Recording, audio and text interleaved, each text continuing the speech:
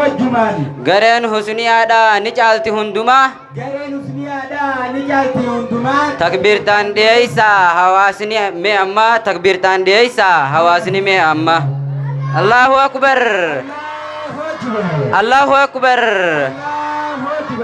Allahu akbar hayye gabaabsuu asmaanaka gabaabsitan abdii sinirraa qabna inshaallah hayyee gabaabsaa warreen sagantaan sirra dhiyaatan yeroo atattama nuttee dafaa karaa banaaf inshaallah akkas isiniin jecha garee husniyaatiif karaa banaa gabaabsaa yoo xiqqaate gaafii afur qofa akka godhatan yoo duraan gaafii shan qabatanii dhufan gaafii lamatti kennurraa deebisan kabajaaf jaalalaan isaan gaafannee jira inshaallah isaanis dhiyaachaa jiranii takbiirtaan Allahu akbar Allahu akbar garee husniyaa dhiyaachaa jirti Allahu akbar bakka takkaan dhufne Allahu akbar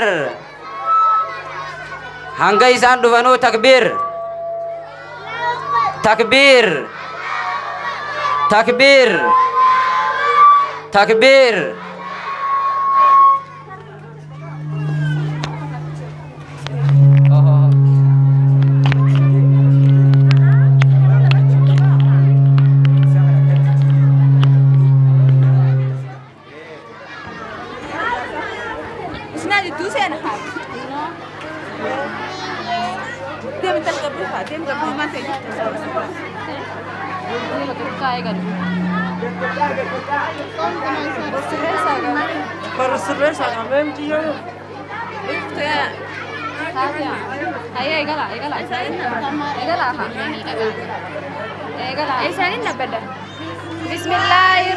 Bismillahirrahmanirrahim. Bismillahirrahmanirrahim. Alhamdulillahi rabbil alamin. Rabbi nasta'inu ala umuri dunya waddin. Wa sallallahu ala nabiyyina Muhammad wa ala alihi wa ashabihi ajma'in. Amma ba'd. Assalamu alaikum wa rahmatullahi wa barakatuh. Sagantaan keenya fuulduroo ida'aa fi deebii hundee tokkodha. Gaafii hundeen sadeen barachuu siidhaat dirqama godhamtuu taate sun maali? Dirqama godhamtuu taate sun maali? Deebii gabrichi rabbii isaa beekuudha. Giirsaa beekuudha. Nabiyyi isaa beekuudha. Nabiyyi isaa beekuudha. Ammaa hundeen sadeen tun gaafii qabrii keessaati akka firraa hubachuudha akka firraa barachuudha.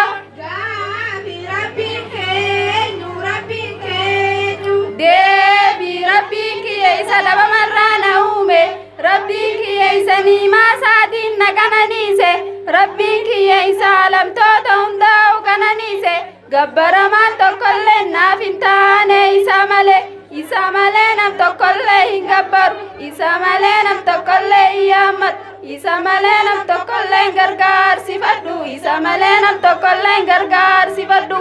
Gaafii rabbiin kee rabbii aalamtootaa ta'urratti ragaan maali? Rabbiin kee rabbii aalamtootaa ta'urratti ragaan maali? Deebii jecha rabbii olaanaa ta'eeti. Alhamdulillahi rabbil aalamiin. Alhamdulillahi rabbil aalamiin. Gaafii kanaa tahanaa maali? Kanaa tahanaa maali? Deebii cuftummaan faaruudhaatu rabbii ta'uudhaafi rabbiin keenya rabbii aalamtootaati jechuudha hiikkaan saati. Rabbiin keenya rabbii aalamtootaati jechuudha hiikkaan saati.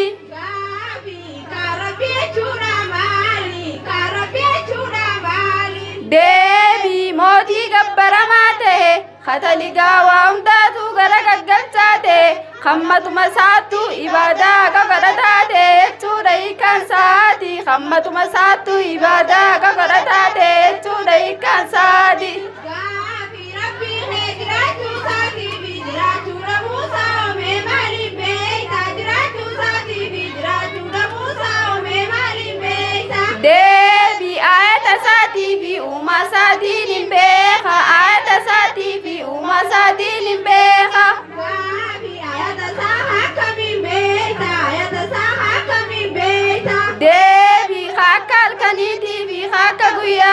خكا دوداتي في خكتياتي خكا دوداتي في خكتياتي